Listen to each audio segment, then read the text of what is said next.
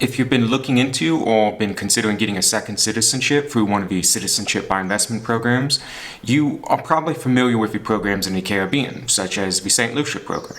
These programs are very quick and efficient, oftentimes only taking a few months from your date of application until you receive your passport in your hand. So because of this, as well as a few other things, people oftentimes wonder, because people are paranoid, you're going to spend quite a bit of money on a second citizenship, so you want to check everything out. So people oftentimes wonder, how respected are these Caribbean citizenship by investment passports and citizenships? So in this video, I'll be going over my experience traveling on a Saint Lucian passport, one of these programs, and just detailing more or less are they respected and how have I been treated when traveling on a Saint Lucian passport. So to be clear, I went through Saint Lucian Citizenship by Investment program around 3 years ago, and shortly thereafter, a couple months later, gave up my US citizenship. So I've been traveling exclusively on a Saint Lucian passport for the last few years. You can see the passport right here. I won't show the bio page, but you can see Saint Lucian passport. So yeah, let's get into the video on my experience on how it was traveling on a Saint Lucian passport over the last few years, and well, my experience is using it to apply at banks and for visas and all sorts of other documents. So first off, let's jump into visa-free access. These Caribbean passports have great visa-free access all over the world. So I've mostly traveled visa-free to most countries. So in the past 3 or so years, I've traveled to around 25-30 different countries visa-free on my Saint Lucia passport. I've never had any issues regarding entering the country or anything like that. The biggest issues have been, or the only real issues have been, sometimes there's some friendly banter between me and the immigration officer because they have never seen my passport before or something regarding this. Or like I remember one time someone thought St. Lucia was a small mountain kingdom somewhere, and I was like, no, it's a small island in the Caribbean, and that was that. So there was no real issues regarding visa-free access. Okay, it goes a little deeper than that though. There is sometimes one little issue. So a few months ago when I traveled to Bosnia, I don't think anyone from St. Lucia has really been there, or also it's just not very common country to go to generally. Anyhow, Bosnia, upon getting to the immigration, they tried to scan the passport. Well, St. Lucia, if you look at the passport, most passports have like a little chip, either here or here in the cover of the passport. St. Lucia doesn't. So whenever you go through immigration, they'll try to scan your passport and nothing will come up. There will be no scanning or anything like this. This is very suspicious for some immigration officers. A lot of countries don't have a chip in your passport, however, it's still suspicious. So they always want to make sure this is a real passport then, because that's how most immigration bureaus verify that it is a real passport and all the information is accurate. Well, with the St. Lucia passport, they can't really do this as easily, so sometimes you'll get it where the immigration officer will come over and basically call their supervisor over. They'll bring a little bit of equipment and they'll look at your passport through like a magnifying glass and some other stuff just to verify it's truly a real passport. That's really the only issue. Oftentimes they will add like an extra 10 minutes. So that happened in Bosnia. I believe that happened one time in Nepal. It's not very common, but it does happen occasionally. Beyond those two things, the friendly banter and occasionally getting like some extra screening for a passport, I've never had any issues traveling visa-free on the St. Lucia passport. Likewise to being visa-free, in terms of visa access and applying for visas, I've never had any real issues applying for visas. So I've applied for, it's been about maybe a dozen or a little over a dozen e-visas and a couple in-person visas, or a few in-person visas over the last few years, and I haven't had any issues in that regard. To be clear, I wasn't rejected for any of those visas. So basically the only questioning I'd ever get is just the standard things regarding, what will you be doing in the country, where's your itinerary, do you have just the standard documents you might be given for a visa application and that are required. So like bank statement, blah, blah, blah. Nothing really substantial. No real questions regarding the citizenship or anything like that. With the exception, of course, of them just having some friendly banter regarding, it's a Saint Lucia passport. Where is this? It's an interesting country. I haven't seen one of these before. Something along those lines.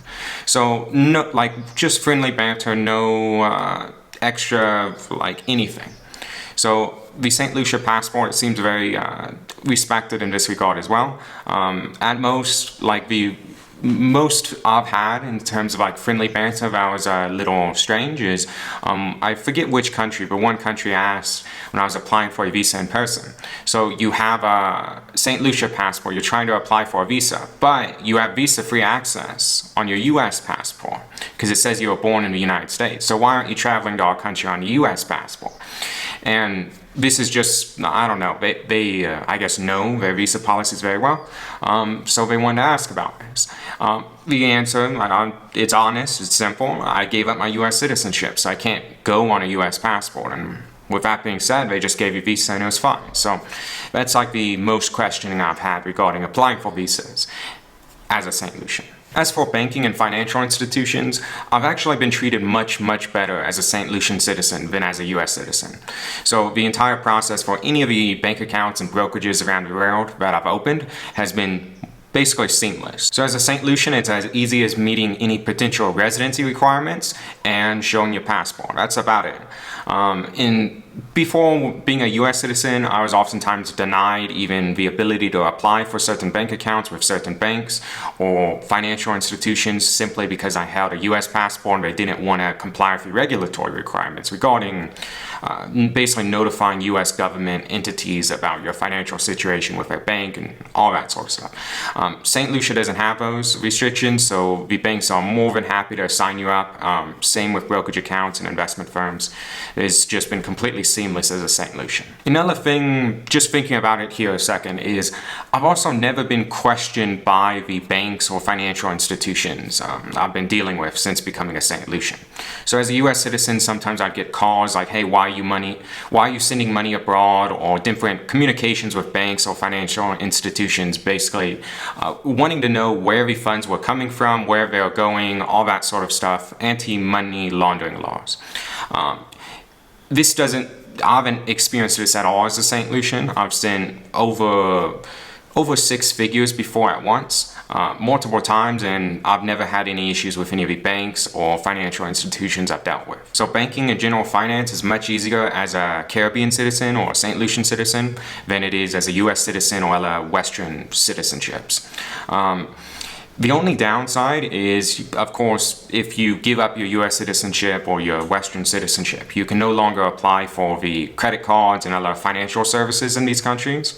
So, unless you have residency, of course, but it becomes a bit more difficult, as well as your approval rates might be a little bit lower. So, like for example, in the US, you might have to check a box saying you're no longer a US citizen, or you're not a US citizen, or you're not a US resident, something along these lines. And this can result in denials for credit cards. Particularly if your score isn't very high already and you don't already have a relationship with your bank. However, yeah, I haven't really had any issues with this. Essentially, I already applied for all the credit cards I cared for before I gave up the US citizenship and before I even became Saint Lucian. So it's not really, hasn't presented any difficulties in this regard. But it is something to be aware of. You might not be able to apply for new credit cards or take advantage of sign-up bonuses and all that sort of stuff if you are exclusively a Caribbean or Saint Lucian citizen. So really, in my view, Caribbean citizenships and Saint Lucian citizenship in particular is very respected. I haven't had any issues applying for visas, dealing with banking, finance, anything at all in any regard. Or of course in personal life and any of that sort of stuff. No one's had an issue, and most people find it curious and are a little intrigued or interested. But beyond that, it's presented no issues whatsoever. And to me, that's the best reaction you can ask for with a passport or a citizenship. To have a little intrigue or curiosity or just some friendly banter. This lightens up the mood with immigration officials and just generally eases and smooths the whole process of getting visas or going through immigration. So to me, this is the best place there is to be, because there isn't any active hostilities or prejudice regarding your passport or your citizenship. Anyhow, that'll be all for this video. So if you have any experiences regarding going through immigration or anything like this as a Caribbean citizen or another citizen that you'd like to share, or want to ask me any questions regarding my experiences as a Saint Lucian, feel free to leave those down below. But with that being said, bye-bye.